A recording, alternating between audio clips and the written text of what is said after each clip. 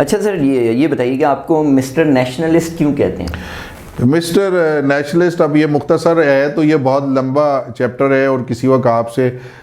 اس پہ ہم تفصیلی جو ہے گفتگو کریں گے کیونکہ بہت ضروری بھی ہے۔ انٹرنیشنل انٹریسٹ لوگوں کا شمار ہے کہ پاکستان کسی دن ترقی نہ کرے، تو یہ لمبا چیپٹر ہے، لیکن میں صرف بتا یہ دیتا ہوں آپ کو سکتا ہوں کہ جس وقت ریکوڈیک کا معاہدہ ہوا اور یہ معاہدہ ٹوٹی اینٹی اسٹیٹ ہوا، جس طرح میں نے اس معاہدے کے کچھ سیکریٹ ڈاکومنٹس کچھ چیزیں میں نے دیکھی،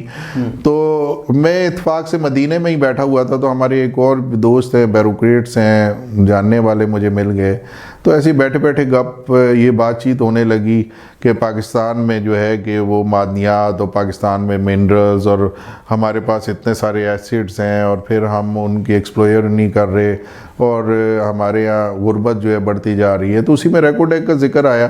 تو ریکوڈیک کی تھوڑی سی انفارمیشن مجھے ملی کہ یہ ریکوڈیک تو پاکستان کا بہت بڑا ذخیرہ ہے، بہت بڑا ایسٹ ہے، مطلب یہ وہ پاکستان کا ایسٹ ہے کہ اس کے اگینسٹ پاکستان کے جو قرضے ہیں، اور ایک بچہ جو ہے 1,24,000 کے 25,000 کا پیدا ہونے والا بچہ جو ہے وہ قرض میں جھگڑا جاتا ہے، اس قرض سے ہم نجات حاصل کر سکتے ہیں اس پروجیکٹس کے اگین جو ہے۔ تو میں نے اس میں انٹرسٹ لینا شروع کیا، میں جب واپس آیا عمرے سے مدینے سے میں نے ریسرچ کی۔ یہ سر کون سے ایئر کی بات ہے؟ یہ تو یہ بھی جو ہوا تھا یہ شوکت عزیز اور پیپلز پارٹی کا زمانہ تھا، اور پھر شوکت عزیز نے اس کو جو ہے کہ رینیو کیا تھا آگے کر کے، پیپلز پارٹی شوکت عزیز صاحب جو ہے کہ اس میں تھا، شوکت عزیز صاحب نے کیا تھا۔ تو وہ جو ہے کہ ہم نے دیکھا کہ بھائی کہ یہ تو را مٹیریل کی صورت میں جو ہے کہ یہاں سے ہمارا منرل جانا ہے، تو را مٹیریل کے تو آپ کے پاس کوئی اسیسمنٹ ہے ہی نہیں ہے، آپ کے پاس کتنا مال گیا ہے کیا نہیں گیا، تو آئیڈینٹیسٹی آف ویلیو بھی نہیں چیک کی گئی، اور جو معاہدہ ہوا وہ بھی پاکستان کے حصے میں 20% اور 80% دوسری کمپنی۔ تو میں نے اس میں چیلنج کیا کروایا تھا، جی ہاں، جب میں نے کالم والم لکھوائے اس کے اگینسٹ، اور ہم نے سلسلہ کیا، چودھری افتخار نے سو موٹو لیا اس کے اوپر۔ اس کے بعد جب ہم ڈیلی میں کورٹ جاتا تھا تو پھر وہاں جتنی فورن کمپنیوں کے بھی جو لوگ آئے ہوئے تھے، وکیل وہاں پہ ہوا کرتے تھے، خالد انور صاحب، حفیظ الدین پیرزادہ صاحب اللہ بخشے، بڑے بڑے وکیل، بلال احمد صوفی بلوچستان گورنمنٹ کی طرف سے ہوتے تھے،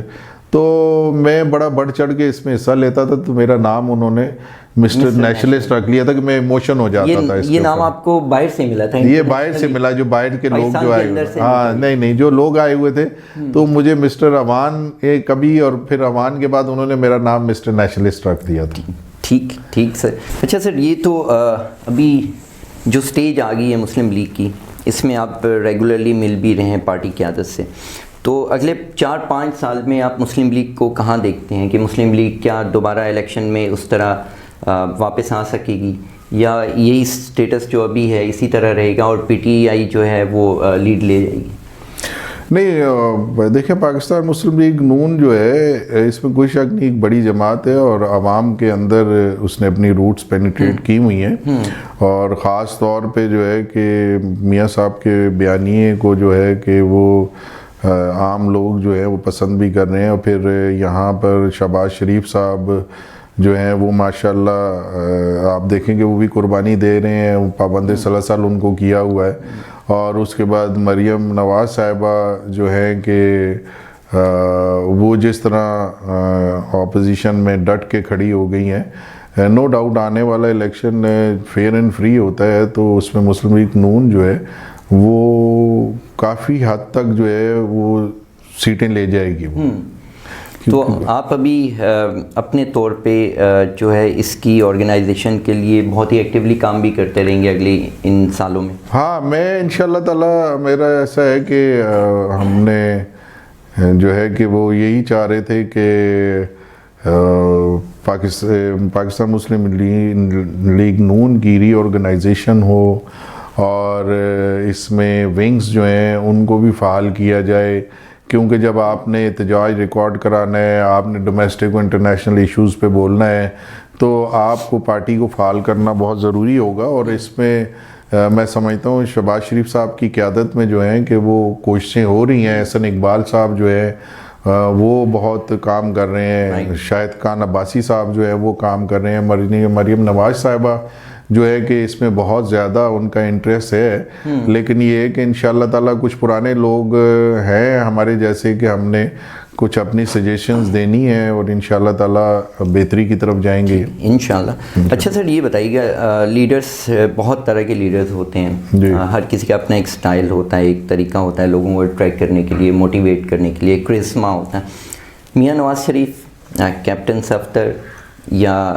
مریم صاحبہ, ان میں سے کون سے یا اسی طرح کے 3-4 جو بڑے لیڈرز ہیں اس وقت مسلم لیگ کی قیادت میں, آپ کو کیا لگتا ہے کون سا زیادہ انفلوئنشل ہے یا بہتر طور پہ آگے جو ہے قوم کو ڈرائیو کر کے لے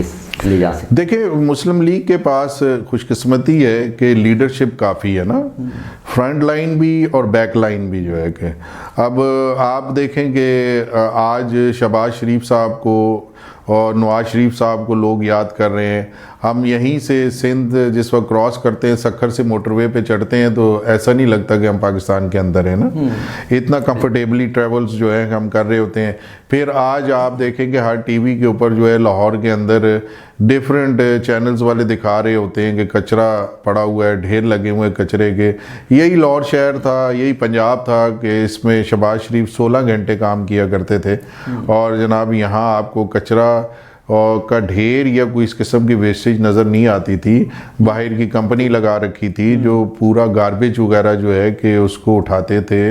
اور اس گاربیج کو استعمال بھی کیا کرتے تھے. اور آپ کو جگہ جگہ روڈوں پہ پھول لگے ہوئے نظر آتے تھے, لوگ فیسٹریٹ ہوتے تھے. تو بہت ایکٹیو رہے ہیں. تو اس کا مطلب یہ کہ شہباز شریف جو ہیں لیڈرشپ کا آپ نے کہا نا, تو لیڈرشپ میں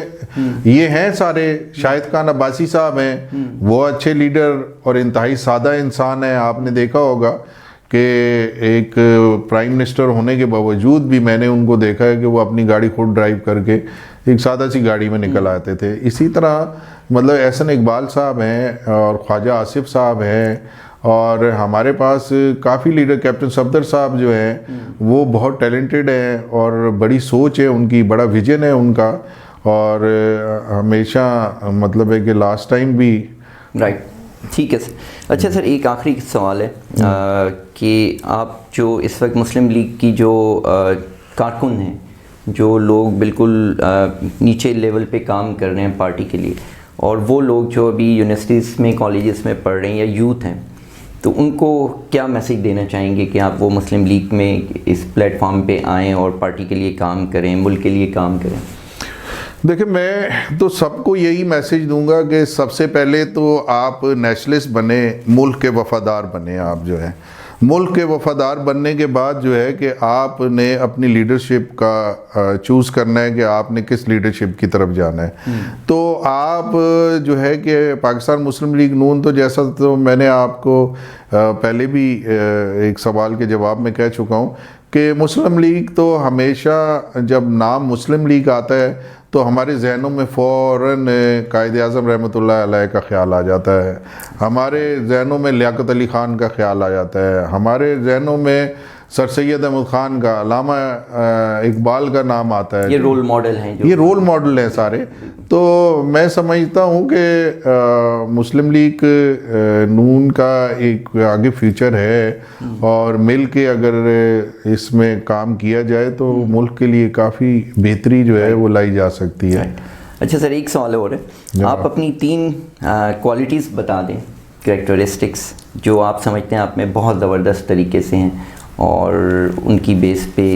مطلب جنہوں نے آپ کو بہت ہیلپ کیا اس ساری اسٹرگل میں, اور ایک لیڈرشپ رول میں آپ بھی رہے ہیں ماشاءاللہ, تو وہ 3 کوالٹیز کیا ہوں؟ دیکھیں جی, میرا تو ایک سب سے پہلی بات تو یہ ہے کہ میرا بلیو اللہ پہ ہوتا ہے, اللہ توکل جیسے آپ کہتے ہیں نا, تو میں اللہ توکل انسان ہوں. اور میں یہ سمجھتا ہوں کہ میں جہاں چل رہا ہوتا ہوں, جہاں بیٹھ رہا ہوتا ہوں, وہ میرے رب کے حکم سے ہی ہوتا ہے, اور جہاں سے میں مڑ جاتا ہوں تو وہ بھی میرا رب کا ہی حکم ہوتا ہے. تو میں اس پہ بہت زیادہ بلیو کرتا ہوں کہ ایک درخت کا پتا بھی اگر ہل رہا ہے, موو کر رہا ہے, اور وہ سوکھ گیا, اسے گرنا ہے, تو وہ رائٹ اور لیفٹ جب وہ موو کرتا ہے تو وہ اس انتظار کا منتظر ہوتا ہے کہ میرے رب کا حکم آئے گا کہ مجھے سیدھے ہاتھ پہ گرنا ہے یا الٹے ہاتھ پہ گرنا ہے. پہلا بلیف ہو گیا اللہ کی ذات پہ پورا ایمان, اور بھروسہ. دوسرا یہ